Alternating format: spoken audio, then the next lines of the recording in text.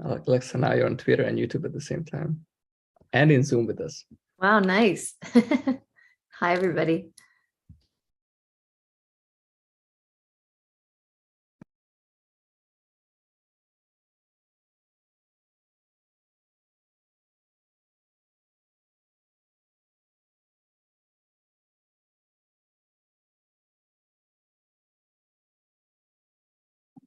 What's the time at your place? It's not too early, is it?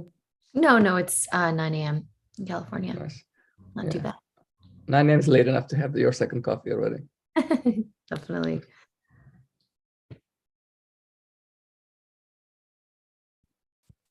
All right. Are we recording? Yes, we're recording. Wonderful. Let's begin. Hello, everyone, and welcome to today's Supernova workshop. My name is Andrew, and I work at Dfinity as developer relations engineer.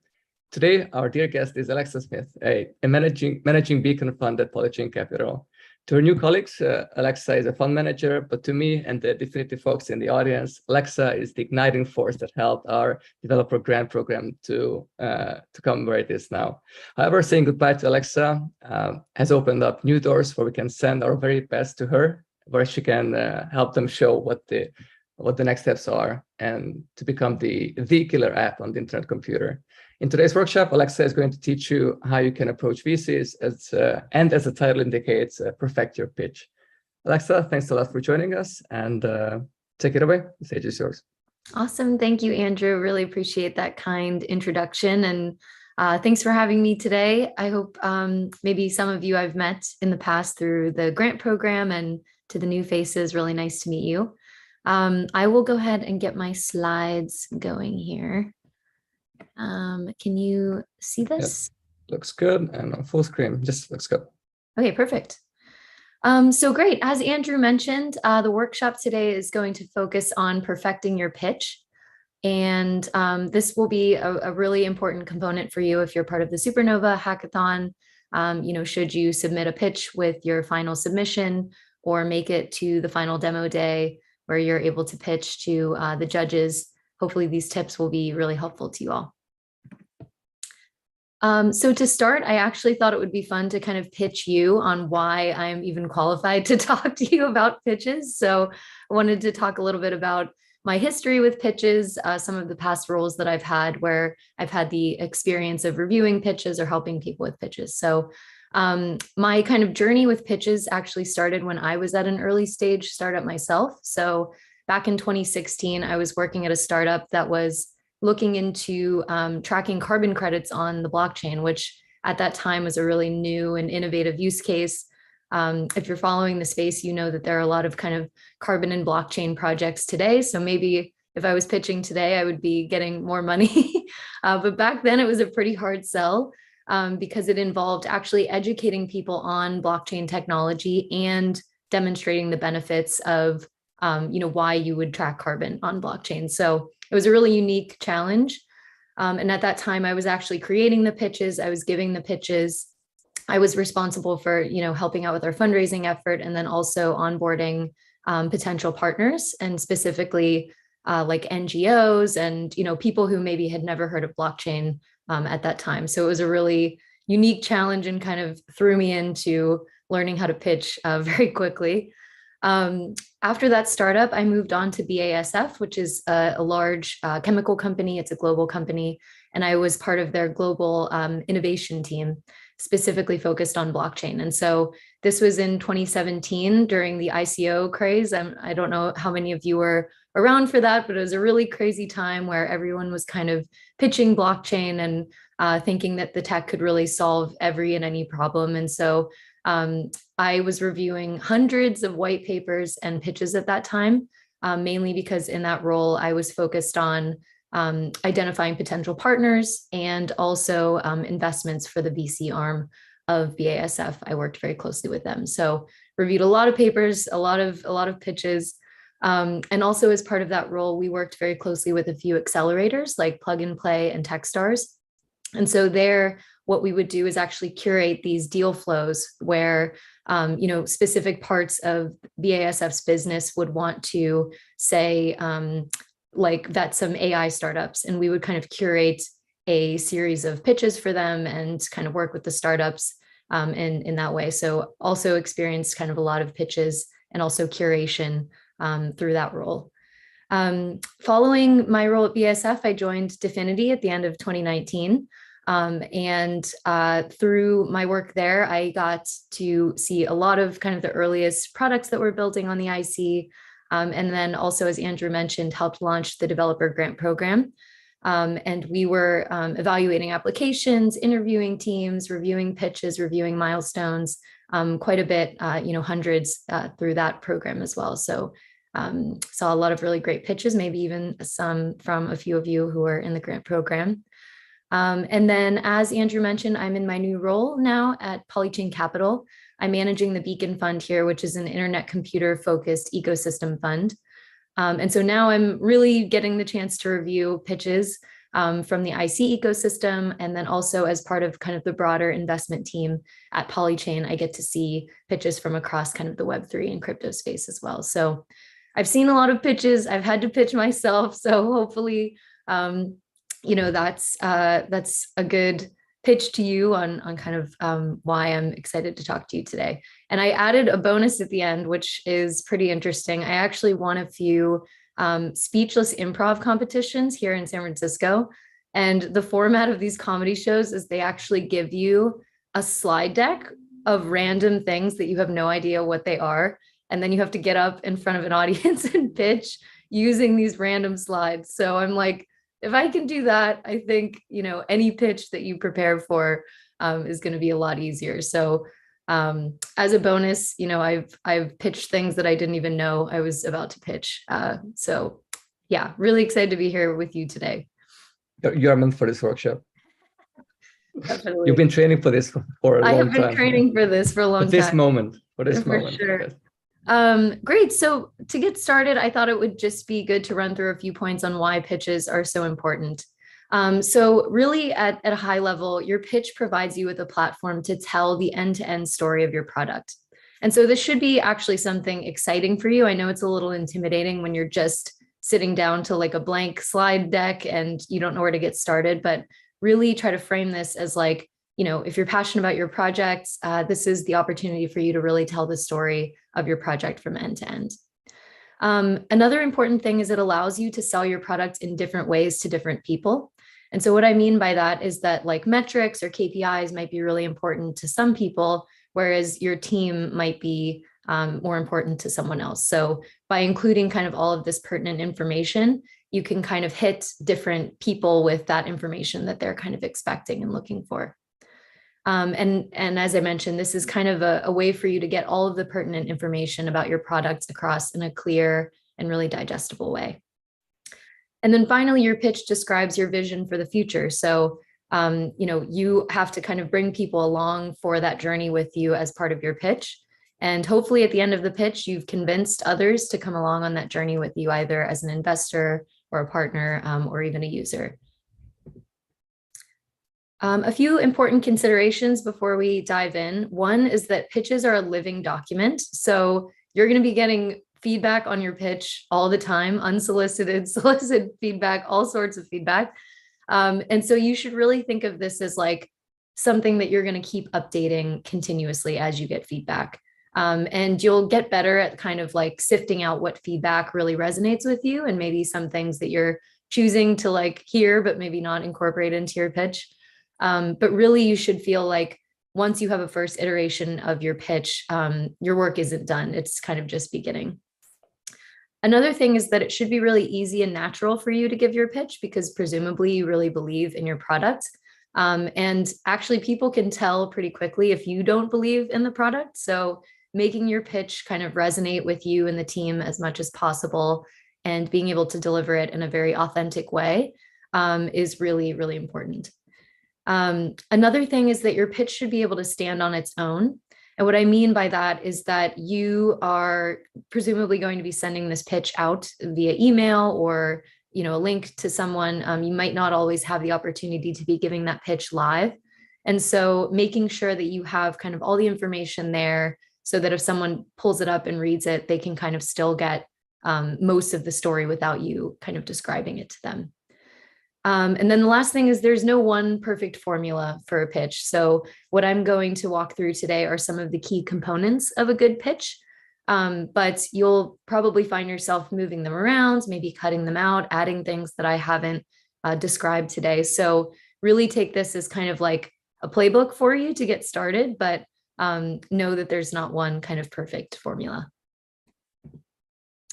So great. With that, I'd love to start digging into the components of a great pitch. So I had so much fun looking up this diagram because I don't think I'd seen it since middle school, but this is like the arc of a proper story. And so I think that, you know, thinking of your pitch like a story can be really, really helpful because you're kind of bringing people along on these different, on the journey of kind of understanding your product and creating tension and excitement in certain areas of your pitch.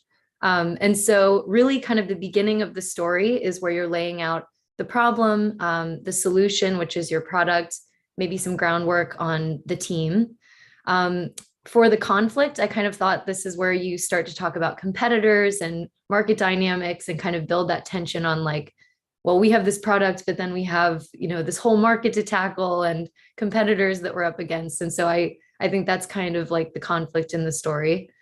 The rising action, which is like kind of the good part of the story, is when you start to talk about traction and user growth and you share metrics and kind of exciting stats on how people are using your product.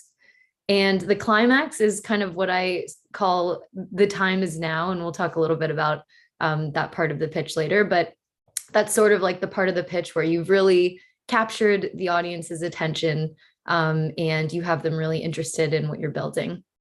The falling action, I kind of laughed when I was putting this together because it's kind of like we've got this under control. So the story's starting to kind of end. And this is where you're really describing like the product roadmap, your go-to-market strategy. You want to tell the audience that, you know, they're in good hands and that you have everything totally mapped out on how you're going to proceed with your product. And then finally, the resolution is your ask. And we'll talk a little bit about that for different audiences, but your ask or any calls to action for the people that you're giving your pitch to. So I thought this was pretty fun. And actually, when I went through the components, it mapped pretty well to telling a good story. Great. So kind of the first part of your pitch is the problem statement. And this is the very first part of your pitch that demonstrates product market fit. And there will be many more throughout the pitch. So I'll kind of flag those throughout the presentation on really key areas where you can drive home product market fit, which basically means you have a solution to a real problem in the market. And the way that you kind of reiterate that in your pitch kind of shows the audience that what you're building is really unique, that you have users that would potentially really want to use your product and that it fits kind of into a larger market context.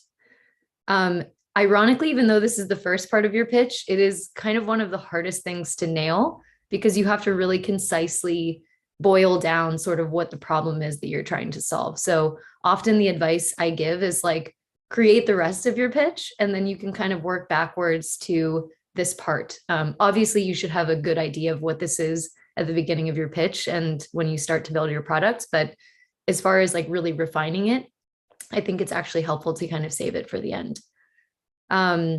This is also a really good one to workshop with your team if you have a team. And the reason for that is like everyone should be on board with the problem that you're trying to solve with your product. And so this could be a really good one if you want to run like a small workshop with your team to kind of ideate and brainstorm on what the problem statement should be. And another helpful tip is to look to your early users if you have them and how they're describing what you're building. Sometimes the words out of your user's mouth is just like gold in marketing. And someone like a product that does this really well is Calendly. So I took a couple of screenshots from their Twitter. These are users and they actually retweeted the feedback from their users. So one user said, first time using Calendly to schedule a whole slew of interviews, and this does indeed rule.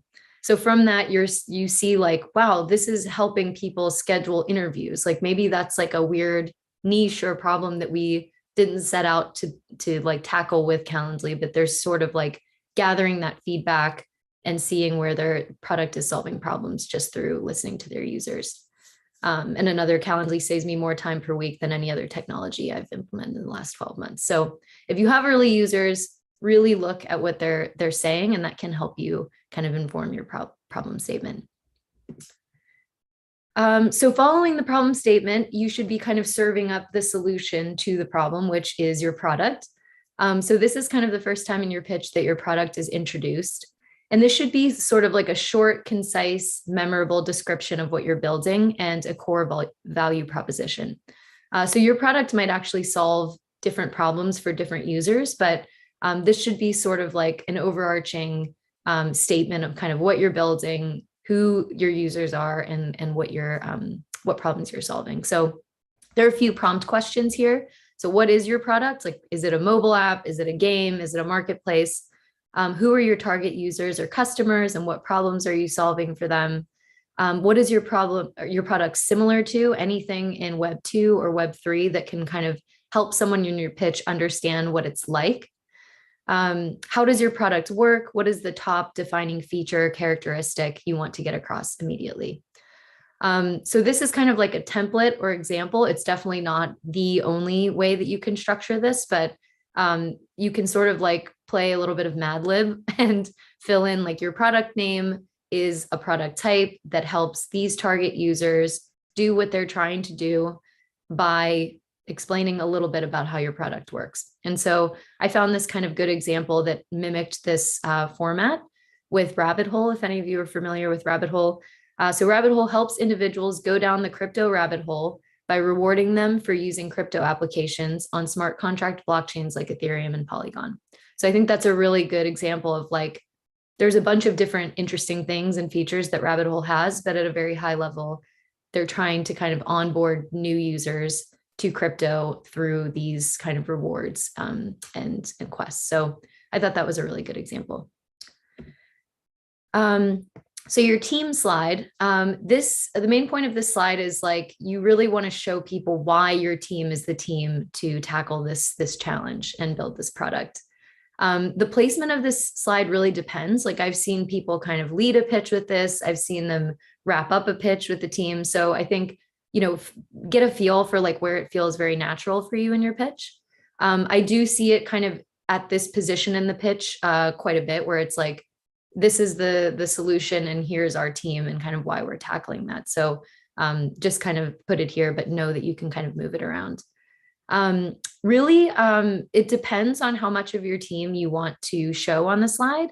Typically, it's mainly just kind of like the founding team and maybe, you know, some of the leadership team members, especially if you have a growing team. It might be hard to get everybody onto the team slide, but really kind of the bits of information that we're looking for here is your educational background, any previous companies that you've worked at. So that can be like a startup company, or if you've worked at larger organizations, feel free to kind of add all of that in there. You've probably seen like some logos on this slide, which can be kind of a quick digestible way for people to see previous employers and things like that. If you've worked at a startup, mentioning kind of any exits, that's kind of a helpful place to add that information. And then you've probably seen sort of like the combined years of experience. That's also kind of a good digestible metric for kind of getting a quick scan of your entire team. You can note kind of how big the team is and in general, the makeup of the team. So how many folks on the engineering team do you have? Do you have marketing growth? Just kind of giving a quick breakdown of your team is helpful. If you have any notable advisors, this is a really big one, especially for early stage companies. You might have someone from, you know, let's say that you're building like a NFT music platform. It could be helpful for you to have an advisor who's like in the music industry, to show that you have someone that's like bought into your idea and that you have someone who could potentially facilitate connections and introductions in that space for you. So just something to keep in mind, that if you have any advisors, this is also a good place for you to showcase them. And then last thing is, if you've raised any previous rounds, including something like backed by with like logos of your previous investors can also be really helpful, just to kind of give people a quick view into other supporters in your ecosystem.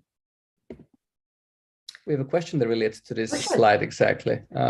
So if our team is just one person, should we spend less time or include this slide? That's a really good question. I think if you're just one person, feel free to add like a little more context on yourself than you would normally if you had like a larger team. I think, you know, adding things like your GitHub or, I think you can go into a little more detail on like past roles and things like that that kind of led you to this point. So yeah, I think, if you're a one person team, you should feel empowered to kind of give more information and pitch yourself a little bit. Um, great. So the next component is what I'm kind of referring to as the solution deep dive. So in the previous kind of solution slide, that's more of like the introduction to your product. And this I would say is kind of like a double click on that. And so really in this slide, you want to show how your product actually works.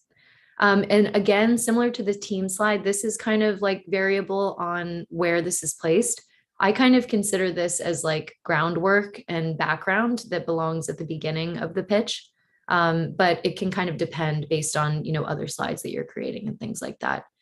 And what this slide really includes are things like a technical architecture diagram. So showing people sort of like the layers of your stack, what components you might be building on the internet computer. If you have anything off chain, making sure you're really transparent about that. So I think like giving people a very nice visual of like how your product is built is kind of what the purpose of this slide is. If you have an MVP, like adding any screenshots or mockups or even like Figma, parts of your Figma is really helpful here to give people like a visual aid on what your product actually looks like. And then here you can also link out to any demos or white papers or places you want to send people to get more information. Mainly because, you might be sending this pitch to someone. So having those links in the deck can be really helpful. This is also a really good opportunity for you to describe why you've selected the IC as the platform to build on. And so one thing that I've talked to a few teams about is that this is a really tricky thing to nail, because sometimes if you are pitching the IC as well as part of your product, maybe the person you're talking to isn't super familiar with the internet computer. It can kind of devolve into an internet computer pitch, which is not what you want. So I think keeping this really concise on like, we've selected the internet computer because of these reasons. It's great because it actually helps educate your audience on the internet computer, and it gives them kind of the confidence that you've done your due diligence on different technical platforms and you really understand kind of why the IC is the best fit for your product. So I think this is a really good place to kind of describe a little bit of that as well. And then if your product has a token associated with it, this is also a good place to introduce that token, explain the utility of the token and any kind of basic mechanisms for supply and demand. I think one thing I want to make sure I'm clear on is like, you really don't need to have all of your token economics worked out for your pitch. Like many of you are really early in that journey. You might not even know if you want to launch a token or not. But if you do plan to, I think even just describing some of the basic utility and just how that supply and demand might be managed is a really helpful start. Just to, provide a little bit of context on kind of why you think you should launch a token. And it's a good exercise. It kind of forces you to understand like how the token will work and why you might want to launch one or why you might not want to launch one. So the next part of the pitch is the market opportunity. So this part actually doesn't prove product market fit on its own, which I think is really important. I think people put a lot of emphasis on this slide, but it's like, you're mainly just giving people background information on what the market actually is. And so many of you have probably heard of this term, total addressable market, TAM. And what this is like showing people what the whole opportunity is. And so you really, as a product, aren't going to be able to get the entire TAM of the market. Like there's going to be competitors. There might be other products that are kind of tangential to what you're building that have a part of that market, but it's really showing people like, what is the total market demand or revenue opportunity for this product? And so really you want to start thinking at almost like an industry or vertical level whenever you're calculating these things. So a really good place to start are like industry reports. So let's say you're building like a streaming platform, it would be really helpful to kind of go and look at some industry reports on like the amount of internet traffic that goes to streaming, just to give people like that idea of like, this is a huge opportunity. Like 80% of all internet traffic is streaming. And here are some of like the main players in this space. So it's really like laying that groundwork.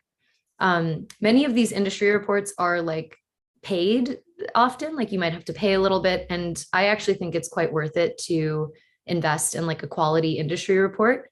So just kind of do some research. And if you find something that, you know, is behind a small paywall, it might be worth it to actually buy that industry report. Also part of this is the competitive analysis. So who are your competitors potentially in Web 2 or in Web 3? And another interesting stat is market fragmentation. And so what this means is like in the market, how many players are there? And if it's a very fragmented market, that can often play to your advantage. Because there's not kind of one big incumbent that's taking over 90% of the market that you're going up against. Maybe there are like a few different players and you have a really unique value proposition against those. So I think market fragmentation is also something you can do a little research on and show as part of your pitch. I wonder how we should think about this and in industries where there's something really new that really hasn't happened yet. So if we go back to, for example, YouTube that was replacing TV, or now that Portal is, for example, creating something with NFT videos where the revenue is completely different than how Netflix is doing. So how relevant this question becomes, or how should we think about it differently? Yeah, that's a really good question. I think some ways that I've seen this done is actually combining a few things. So like, let's use, like you mentioned, Portal as an example. Like you might want to combine like streaming opportunity with NFT opportunity. That's not like a perfect fit exactly, but I have seen it done in this way where it's like, here are like 3 different kind of markets that where we're building is sort of like the convergence of those markets. And so that's one way of kind of thinking about it, is like, maybe this isn't a perfect fit, but like, here are a few of the things that we touch and look at how big these market opportunities are in and of themselves. So, but I understand what you mean. It's kind of hard if you're building something that's like totally new and innovative. It can be a little hard to do this, but I think there's more kind of crypto Web3 research out there that like you should be able to find, you know, some stats or, you know, credible reports for some of those statistics. So yeah, not that I stopped your flow, I'll read out a few questions from the audience if you don't mind. Yeah, of course. So if you're competing Supernova, but not necessarily looking for funding, does it make sense to leave this market opportunity part out of the pitch? Actually, no. I think that this is really important, even if you are not raising money, just because it's showing that you're building something that actually has like a problem to solve and also a place in like the wider market context. So I think this is actually really, really important, even if you aren't raising money. And it's helpful for you. Like, I think all of this kind of pitch, all of these components, they sound painful, but they're actually really helpful for you to like understand your product inside out, like make sure you're like looking under every rock for more information around how you can describe your product. And I think this is a really important part of that, like doing a little research on what's going on in the world in these different markets and kind of where your product plays a role there. So yeah, I would definitely recommend investing a little time into this, even for Supernova. Awesome. I'll let you continue. Okay, perfect. We'll have more. Okay, great. So this is kind of the next part after the market context, which is the competitive landscape. I'm sure you guys have seen these examples before. So the little grid with the check marks and X's, or the axis. So this is kind of your next opportunity to demonstrate product market fit. And really the purpose of these visuals is to outline some core features and functionality and demonstrate where the competition or the alternatives fall flat. So you might also have to do quite a bit of research here just to like go to your competitors' websites, look around at what features they have, play around with the platforms as a user and really document like what that user experience is like, what features are missing that your product offers. So this could take a little bit of time just to do right. But, even putting something really high level into the deck can be really helpful, just to like kind of orient yourself against potential competitors. And one thing, in our space that's important is like you might have to look at Web 2 and Web 3 competitors. So yeah, something to keep in mind there as well. So traction and growth, this is, I would say, probably the most important part of the entire pitch. And this is kind of your biggest opportunity in the pitch to demonstrate product market fit. And so there's kind of two parts to this. There are like quantitative pieces of information and then qualitative. On the quantitative side and like some useful metrics, this really depends on kind of if you're pre-launch or post-product launch. And as you kind of go throughout your journey, you can like add new metrics in and, find ways to collect data. But if you're pre-launch, a few things that you can look to demonstrate early traction are like signups, or if you have a wait list, showing people that there's kind of a demand for your product before it's even launched, I think is really powerful. Also, any community growth. So how many Twitter followers you have? Do you have a Discord? Do you have like a forum where people are gathering? Like anything you can show that demonstrates a little bit of buzz around your product before you've launched it is really helpful. Also, NFT launches, I think that's a really powerful mechanism for like early community growth that some teams in the space have been using. So if you've done sort of like an airdrop to early interested community members, like what did that look like? How many did you drop? So I think there's a lot you can do even if you are pre-launch. If you're post-launch, you definitely have access to more metrics and information as users are beginning to use your products. So the number of signups or accounts or internet identities that have been registered, daily active users, monthly active users, and percent growth. So, that can be like daily growth, monthly growth, any ways that you can track that, more people are coming and using the platform. Those are all very, very helpful metrics. Also, any breakdowns or demographics you have. So like where are your users coming from globally? I think this is a really interesting one. I've seen a few pitches where people are like, oddly, we have this huge following in Japan. Like we weren't even trying to market to Japan, but, we looked at the stats and like we're digging into why, this product is resonating so much in like the Japanese market, like as an example. So I think looking to kind of where your users are can unlock a lot of interesting information and also help you with like your growth planning. If you were like, wow, we should really start marketing in this specific geography because there seems to be a really good product market fit there. Early revenue and volume. So if you have any traction through your platform, being able to provide some numbers on like what those early revenue streams look like, any volume through the platform, that's all very, very helpful. And then there's kind of a qualitative aspect to traction and growth. I really like the sort of like what people are saying or testimonials. So kind of back to our previous slide, looking to your users for what they're saying and kind of taking their words and using them for marketing, I think is actually really, really effective.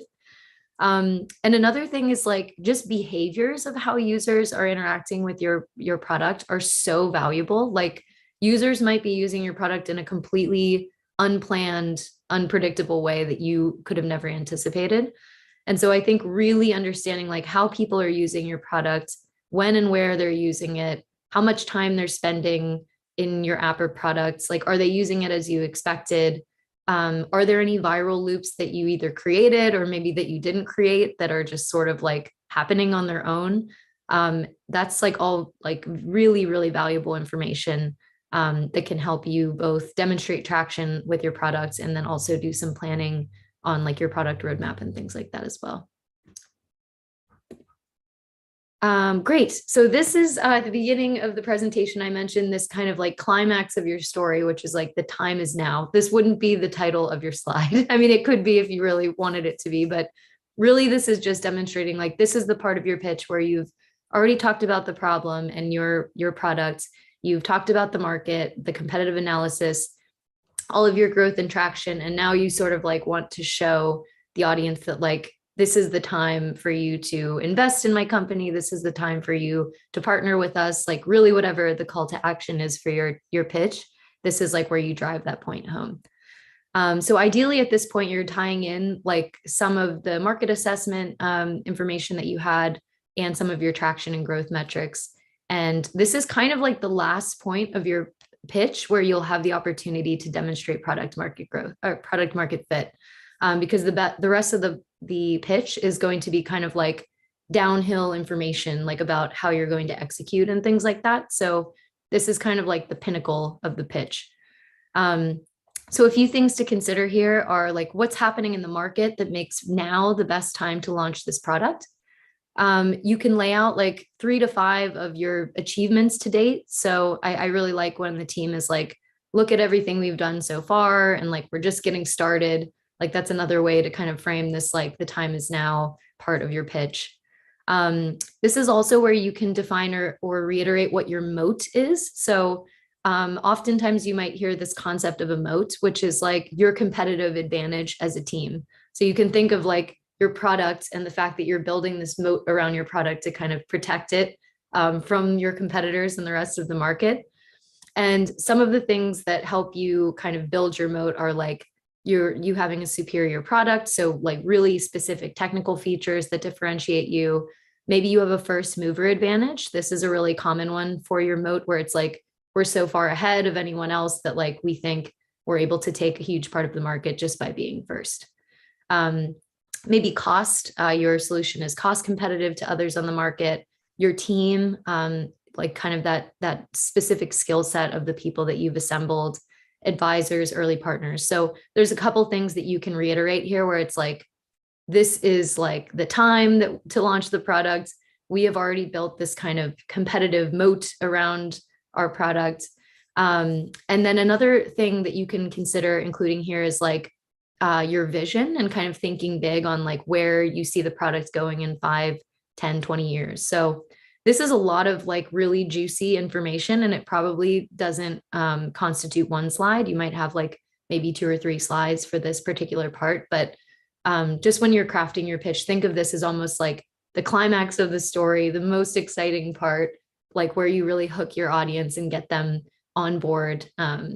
And yeah, this is kind of like the fun part of the pitch.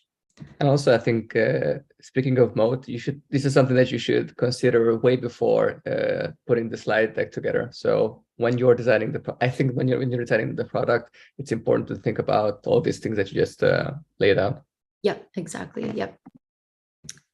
So just a quick recap, these are kind of the places where we demonstrated product market fit already throughout the pitch. So the problem statement, which was the very, very first part of the pitch, the competitive analysis, where you kind of show where the alternatives are falling flat and where your product kind of fits within that landscape, traction and growth. So all the metrics and the qualitative feedback that you've been collecting from users, and then kind of your climax of the story, the time is now. So you've had a bunch of opportunities already to really drive home, like this product has a place in this market. We're already seeing interest. We're already seeing, feedback, positive feedback from users and things like that. So just a recap there. So now we're sort of at the declining action of the story where I was saying like, we have this under control kind of comes into play where it's like, now you have them hooked. And the rest of the pitch is really describing how you plan to execute and then also what your ask is. So those are kind of like the last components of the pitch. This part, the technical or product roadmap is really important because the main thing is that if you don't know where you're going, the likelihood of your audience knowing where you're going is very, very low. So you shouldn't kind of assume that people meeting you and understanding your product for the first time will understand kind of where you want to go in the next year. So what if you have a DAO that a DAO decides? Yeah, that's true. Maybe that's the easy way. It's like, I don't know, I'm just going to let the DAO decide. But even if you are planning on launching a DAO, that should presumably be part of the roadmap. So ideally at this stage, you can map out sort of what you and the team are planning for the next 12 to 18 months. The reason why I think that's a good time frame is like that could be the time frame that you're raising for, where it's like, hey, we want enough runway to get us through the next year and a half. So I think adding as much technical detail as you can to this part is really, really important. So what features are you planning on implementing and releasing? Are there different phases of your product? So are you going to have like a closed beta that's only accessible to a certain amount of users? And then when are you going to be opening that up? So any of these phases of your product, you should be kind of annotating on this product roadmap. And when are some like target launch dates? This is also good because it kind of holds you accountable. Like if you're committing to this in your pitch deck, hopefully, it can kind of help the team rally around these milestones that you've laid out. And then if you plan to launch a token, just a rough idea of kind of, quarter wise when you are planning to launch that token, I think is really helpful. Do you have any dependencies? So I think this is a really interesting one. Like, are there specific features that you're waiting on? How do you plan to work around those if needed? Like if something is delayed, like how will you and the team kind of adapt, maybe work on other features while you're still waiting on specific technical elements from the community and things like that. So I think that's an interesting thought exercise as well. Which areas are still open-ended and will be based on user feedback, or to Andrew's point, based on kind of DAO feedback. So I think there are things that you can outline where it's like, we don't actually know how we're going to build these yet, or we want to keep these open-ended for community or DAO driven kind of feedback. I think that's kind of a good way to kind of frame some of those features as well. And then lastly, rough plans for the next 24 to 36 months. I know that seems like a really long time, but even just having like a few bullets on things that you want to accomplish kind of beyond like the first 12 to 18 months, I think is really helpful, because again, no one's going to predict where you want to take your own product. So any kind of ideas that you have, I think are helpful to include here. So the next part is go-to-market strategy. I think this is like very hand in hand with your product roadmap. So where the product roadmap kind of focuses on the more technical components of what you're going to do, the go-to-market strategy is like how you plan to bring your product to market, any like growth and marketing efforts that you have planned. And so they really are complementary. One thing to consider is your target user and customer base, which we've talked a little bit about, but here you can dig into kind of like, who are these target users and how and where do you plan to reach them and acquire them? So I think this is really important to kind of think about, like, are you going to go to meetups? Are you engaging in like Twitter marketing and ads? Are you poaching them from other products to meetups for another product and kind of talking up your product there? Conferences, are you going to be leveraging kind of traditional BD and sales? So I think outlining sort of like who you're trying to reach and how you plan to do that is really important here. And also how you gather early feedback from these users. So once you kind of like acquire them or bring them to your product, how do you plan to keep them around and then also engage them to make sure that you're getting kind of valuable feedback from them? So all of those are kind of important kind of prompt questions to think about. Partnerships is another aspect. So do you have any existing partners at the time of your pitch? If you do, like, why are you partnering with them? What value do these partners add to you? And are they filling in like specific technical gaps or maybe industry gaps within your team that really complement like your product and team? And also thinking ahead to the future, like who are some of your target partners and why are you targeting those partners? And similar to users, like how are you going to find and track down those partners and make sure that they, come on board. So all of that is also relevant. And then the last piece is more technical. It's around like integrations and APIs. So if your product, if it has some applicable portion that you engage with developers, I think that's a really important piece to outline here, where it's like, do you have open source code?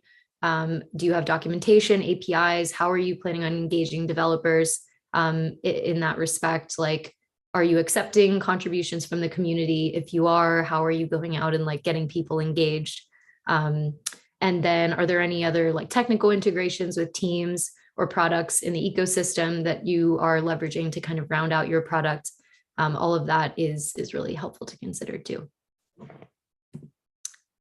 And then the ask. So we're kind of nearing the end of the pitch, and this is kind of the most important part, I would say, where you're like actually asking the person or, your audience for whatever it is that you're asking. So your deck might be used for more of like like a general presentation on the product where you're trying to get more users, or you're just trying to get the word out, in which case, like, you should still have some really clear calls to action. So if fundraising isn't applicable, where do you want to send people? Like, do you want to send them to an early sign up for your product? Do you want to send them to your Discord?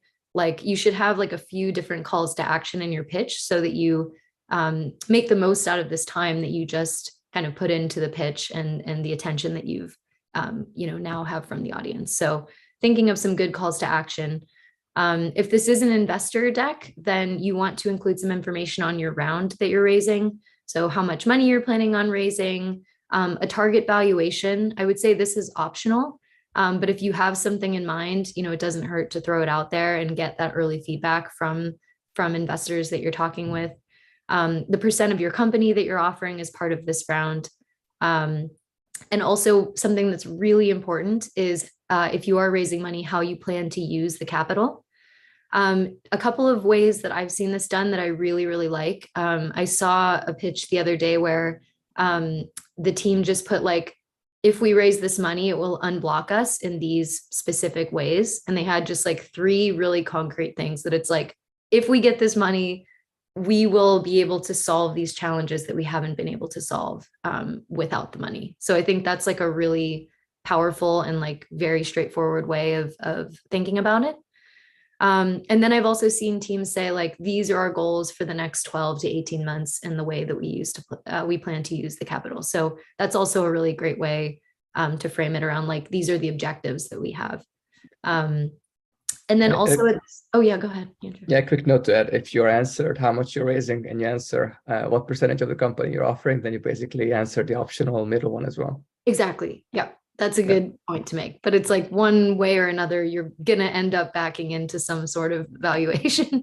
And kind of related to the percent is this kind of token allocation pie chart that I'm sure many of you have seen. So if you are planning on launching a token, it's helpful to kind of lay out your plan for like how these tokens will be allocated to the team. Like if you have any reserve investors, and this is kind of where you can break it down by round. So you're like, in our seed round, we want to sell 10%. Then we're going to have like a strategic round where we're only going to sell another 5. And then, a series A where we sell another 10 or something like that. So laying it out by round is really helpful. If you don't know, that's totally fine. You can just sort of have like a general bucket of like, this is the max that we're planning to allocate to investors. Also, any advisors, maybe you're like really, really early days, and the way that you're compensating advisors is through tokens. So having that included in your pie chart is helpful too. And then any sort of like marketing, rewards, community efforts, I've seen a lot of teams kind of allocate a portion of their tokens to that. So yeah, this varies. There's not really like one recipe for this either, but these are sort of like some key components that I've seen in the allocation part of this.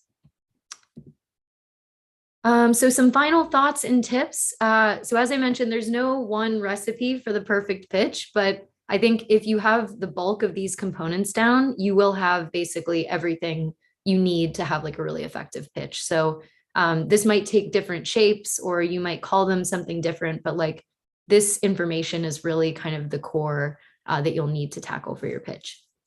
Your pitch is the story of your product, so you should really love it. And if you hate it, then you should fix it. And I've been in the scenario back when I was creating pitches where I was like, I can't stand this pitch. Like, I can't give it again. It's driving me crazy. I really can't stand this particular part of it. And that's like a very good, like, intuitive check that you probably should fix it, because you have to feel super comfortable, really authentic giving your pitch. And so if something doesn't feel right, it's very likely that you should tweak it a little bit. And be open to feedback always. Like, you're going to get good feedback, you're going to get bad feedback, but like any feedback is just gold on your pitch. So I know it's a little hard when you're in the middle of a pitch to like take notes and run and take this feedback down. But like, if you have a team member with you on the pitch, it can be really helpful for you to say like, hey, while I'm pitching, can you take these notes down on like the feedback that we're getting? Or after a pitch, you should feel empowered to reach out and say like, hey, by the way, like, is there anything about our pitch that you would change, or like, can I get some constructive feedback on the pitch, especially if things don't go well. I think if they go well, you likely don't need to ask for the feedback, but if things maybe don't go as great as you had hoped the first time around, you should feel empowered to kind of ask for feedback on the pitch. I have a question that directly relates here. Someone asked before that if they don't have any contacts in relevant areas, then how could they practice pitching and how should they gather feedback? That's a really good question. I mean, my next point is like, practice your pitch to whoever will listen. So like teammates, family, friends, like you shouldn't feel like you have to just keep pitching to like Web3 crypto experts. Like it makes like everyone around you is a potential user in some cases. So it's like being able to kind of pitch with people that you're super comfortable with, I think is just as valuable in some cases as pitching to like experts in the space. So yeah, I would say like start with people in your immediate circle. Also like the Discord, I think is a really awesome place to like try it out and say like, hey, I'm going to be doing my pitch here. Like, does anyone want to hop on? Kind of friendly community members and stuff like that, and see if someone wants to kind of riff with you and give you quick feedback. So I think there's a lot of options, and really just like doing it as much as you can and gathering feedback is like the best way to practice. The next point is to make your pitch and materials easily accessible. So as I mentioned, you might not always be around to give your pitch. So having like a really easy place to send people is really helpful. And a lot of teams are opting for Linktree, which I really, really like actually. So in the Linktree, there's like the Twitter, the Discord, the white paper, like the pitch deck, like you can basically add in like all of the relevant links in one place. And I find that that's like a really powerful way to just kind of like send it all through at once and have people kind of review the whole package of like what you and your product are made up of. And then I just today added a few bear market tips because things are crazy right now. And so I figured adding a few tips might be helpful. So one thing is like, you really should take advantage of all those opportunities in the pitch to show product market fit, because I think regardless of what the market is doing, if you have a product that is meeting a very clear demand, you will have users, you will find investors. Like it doesn't really matter too much like the market dynamics if you really have a compelling product to bring to market. So something to keep in mind, like you shouldn't be totally discouraged that now isn't the right time. It could be the perfect time actually to launch your product. So just making sure you drive those points home is really important. One thing though is like, if you don't have any traction yet, it might be helpful for you to delay your fundraising effort a little bit if you can swing it. I know it's tough, like people got to get scrappy, but if you have at all, even just like a month where you're like, if I can just launch this MVP like in a scrappy way and then start fundraising, like I think try, as much as you can to even get really, really early proof points of your products before going into the fundraise. And that will make you like way more successful and obviously help you fill in so much of your pitch. Including your financials and burn rate is also helpful in like a time like this where you want to show people like, this is how much kind of we're running through on a monthly basis. And it also helps justify kind of your ask of investors. And so I think in times like these, having like some backup slides on your financials can be really helpful. And then also kind of operate as lean as you can, focusing only on like really key hires. Like everybody's watching, obviously Coinbase right now is like freezing the hiring process. They're laying off during this time. So it can be really tough even for the big companies. So I think if you are like an early stage company, you have the opportunity to operate in a more lean manner where it's like, we can get a lot done with like 4 people, for example. So it's just something to keep in mind during this time, like how scrappy can you get? Awesome.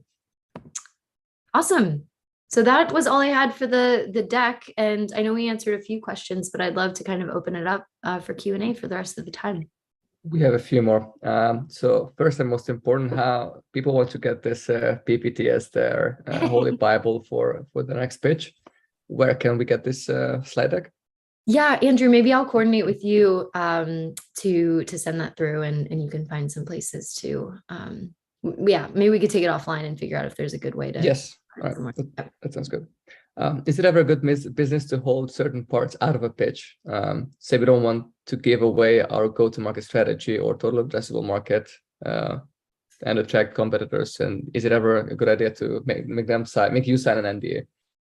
Yeah, that's a good question. I think in particular, like if you are giving like a presentation to a really broad audience at like a conference or something, some of that stuff you probably want to keep out just because there's likely going to be competitors if it's some sort of like industry-wide conference. So that's a good question. I would say yes, definitely. Like in any sort of public forum, you might want to take out some of those elements. For investors, like I would say it's not super common to have them sign an NDA, but what you can do is say like this is confidential or like label it in such a way that will, demonstrate to whoever you're giving the pitch to that this is not to be shared like outside of the team and stuff like that. So I think there are ways you can annotate that like in the email that you send along with your deck. And yeah, so I would say that's kind of common practice. Is just and I feel like investors in general just they're not out there to steal your idea, but they're out there to help you, fund you, and have you deliver on your idea, right? Yeah. Although there are horror stories out there on Twitter, but most investors are not doing that. Yeah. Yes. So in the beginning, you mentioned in the presentation that that we should start with the problem that we have a solution for. And what if we talk about a game, for example? Is the problem that people have too much time, and my game is the solution for that? That's a really good question. Yeah, I think framing like a problem for games is like a little bit more nuanced. Like I think, that's where like the market, I think, maybe plays like a bigger role than the problem itself, where it's like talking, I mean, obviously like the gaming market, like TAM slide is enormous. So it's like, I think in some ways for gaming, you could probably rely on other parts of the pitch that are like a little more important, like the total addressable market, like competitor games, or, how you're differentiated from other games and things like that. But yeah, I think that's a good question. I think like it's not always like a problem. It's more around like something that your users are looking for, I think is another way to reframe the problem. It's like the problem is that this doesn't exist yet, basically. So I think if you kind of read into some of those other parts of the pitch, you'll be able to kind of like extract the information that you're looking for. But yeah, that's kind of a good point. Maybe problem in the context of gaming is a little more nuanced. Can you give a list of characteristics for a bad pitch? Oh boy. That could be like a whole other presentation, probably.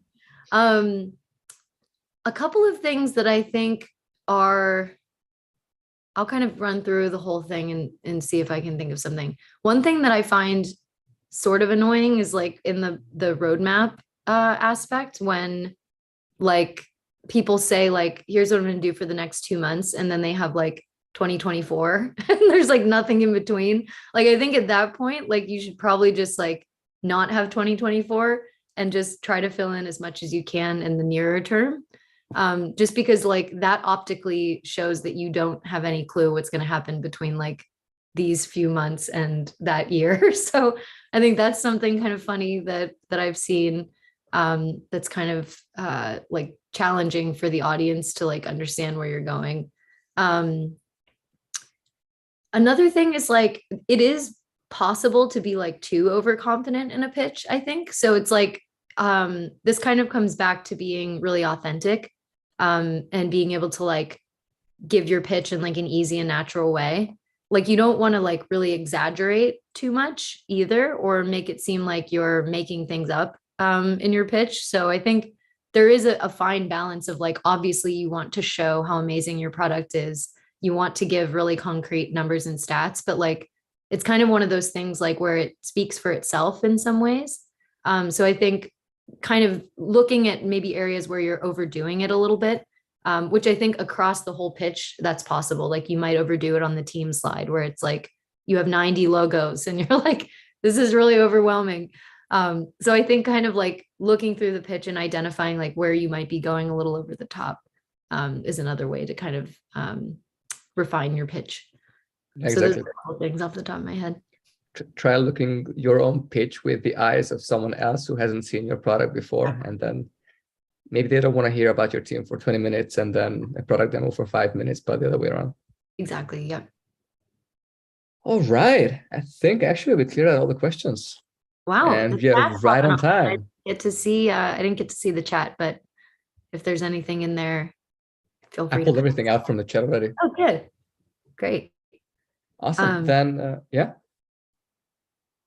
Awesome. Go ahead. Well, thank you for having us, having me, Andrew. It was really great and really fun to give these tips. And I'm also a judge for Supernova, so I'm really looking forward to reviewing some of the submissions and hopefully seeing some of your pitches. Yeah, now you guys better have good pitches because Alexa told you exactly how to do it. All right, Alexa, thanks a lot again for doing this, and thank you everyone in the audience, and have a nice day, guys. Thank Cheers. you. Bye, everyone. Bye-bye. Bye.